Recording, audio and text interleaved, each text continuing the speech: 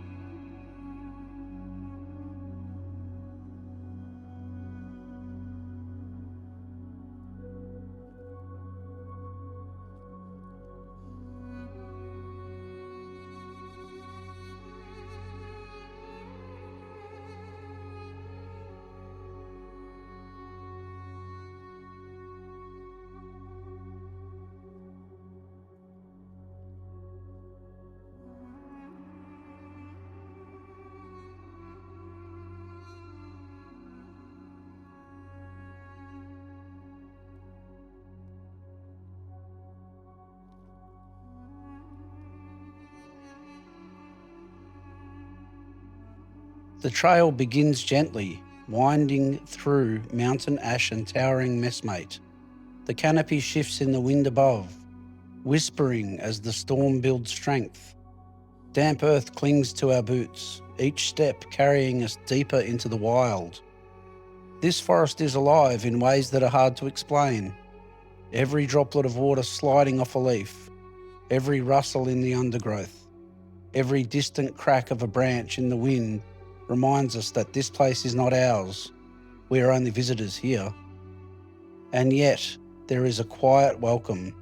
The forest seems to breathe with us as we walk, ancient and patient.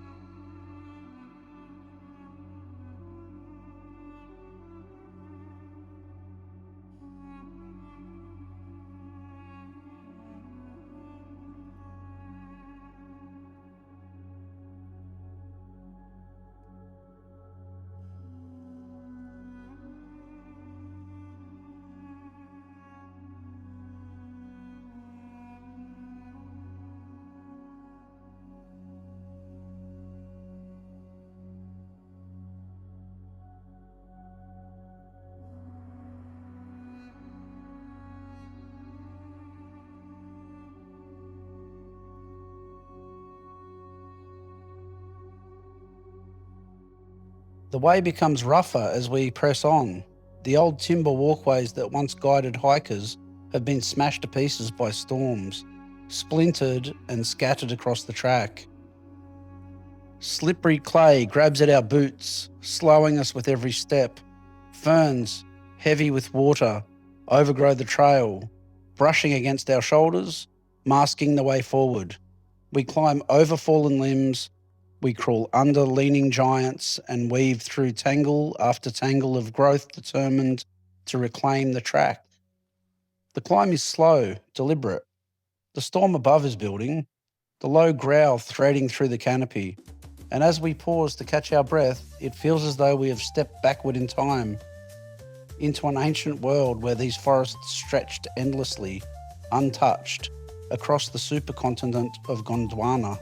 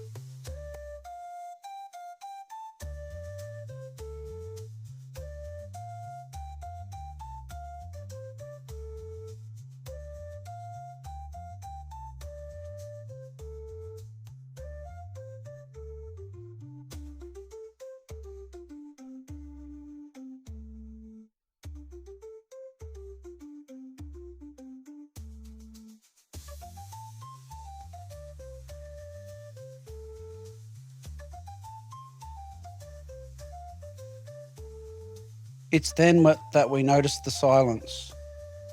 No bird song, no sharp crack of twigs from wallabies bounding through the undergrowth, just the hiss of drizzle and the sigh of wind through the branches. The stillness feels heavy, and we know why. The bushfires that tore through East Gippsland not so long ago burned more than trees. They consumed homes, nests, and entire ecosystems. They left behind silence where there should be life. Even here, in this untouched pocket of wilderness, the absence is deafening, a reminder of how fragile these ancient systems truly are.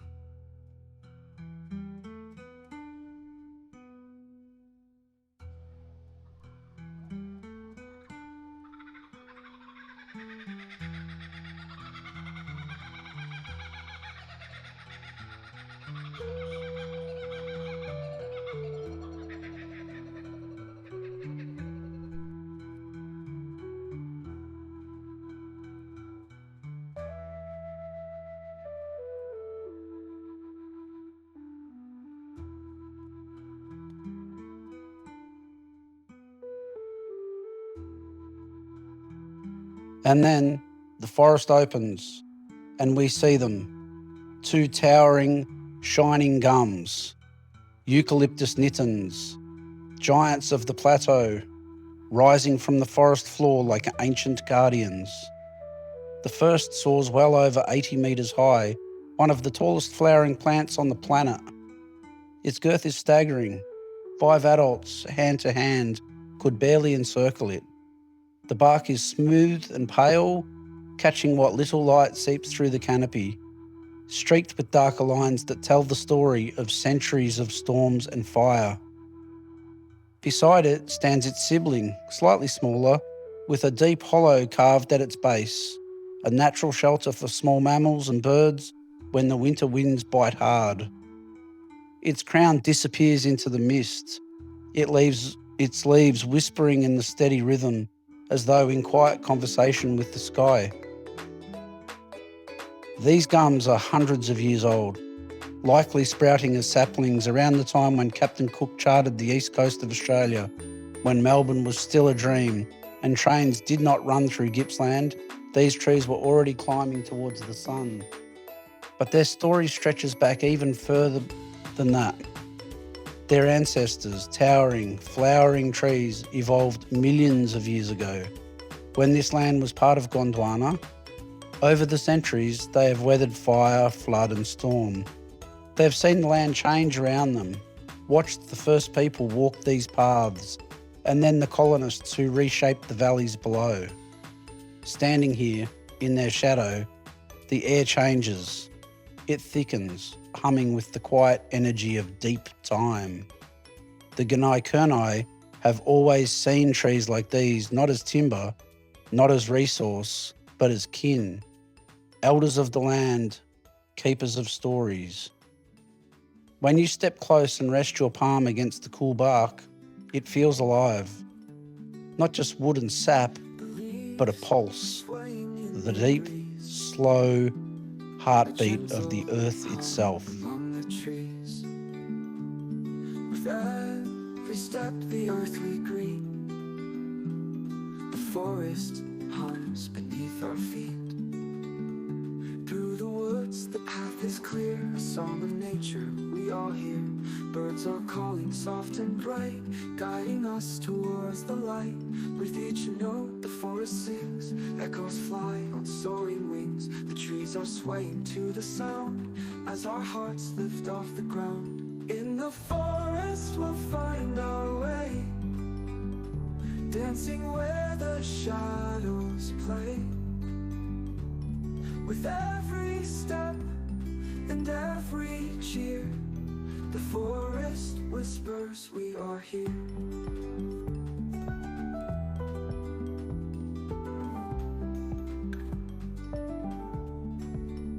The sun shines through a golden beam, reflecting on the nearby stream. We twirl beneath the towering pines, lost in nature's grand designs. We laugh and sing in perfect time, the forest song, a constant rhyme. Together here we feel alive, in the woods we truly thrive. In the forest we find our way, dancing where the shadows play. With every step and every cheer, the forest whispers we are here.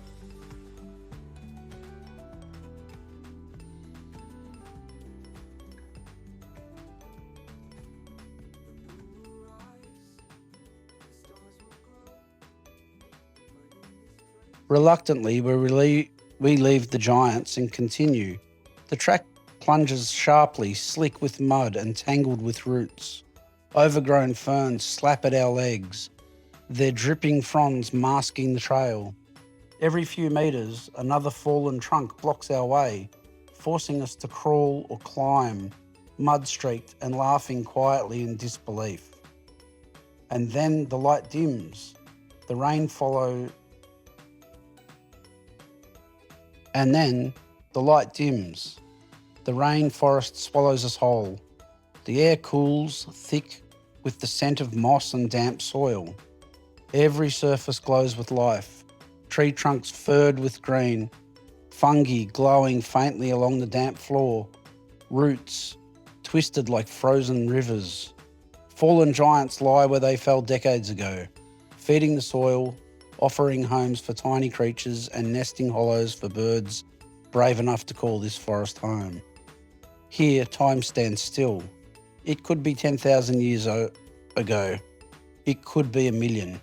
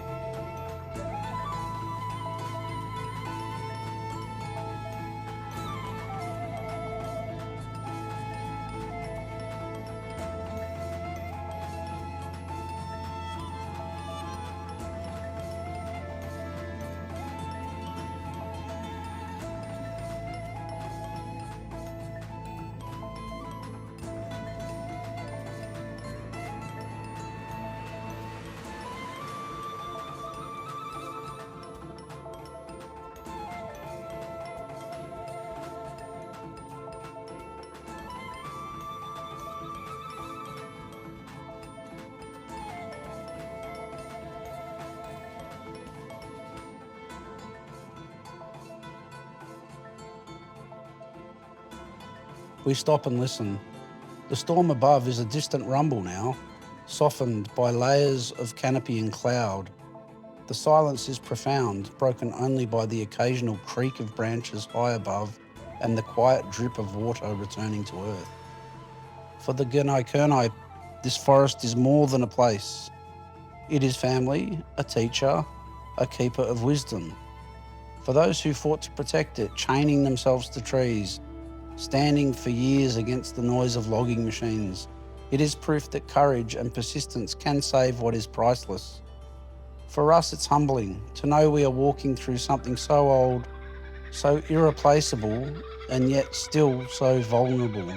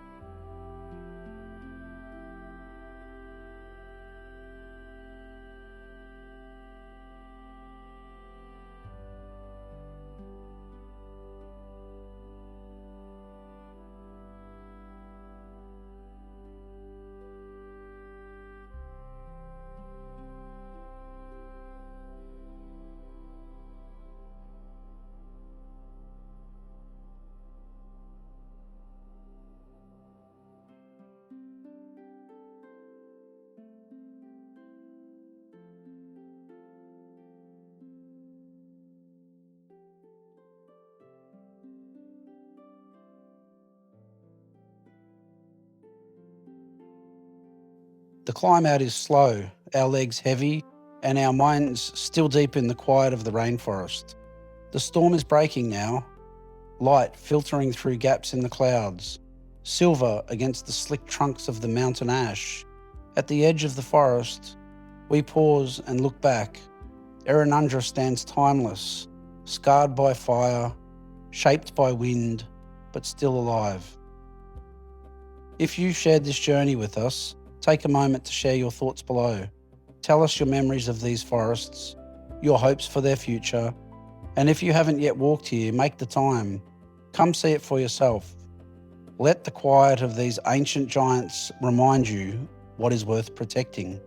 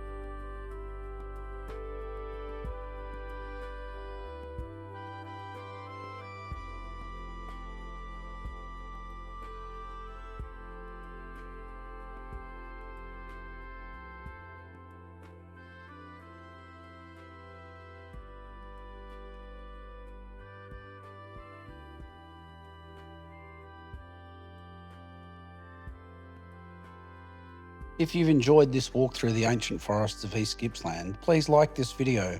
It helps more people find these stories. Subscribe to The Tree of Us for more journeys like this, exploring the trees, the history and the places that connect us to the land.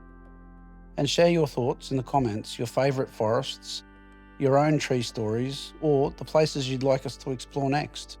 Together we can keep these wild places alive in memory and in reality.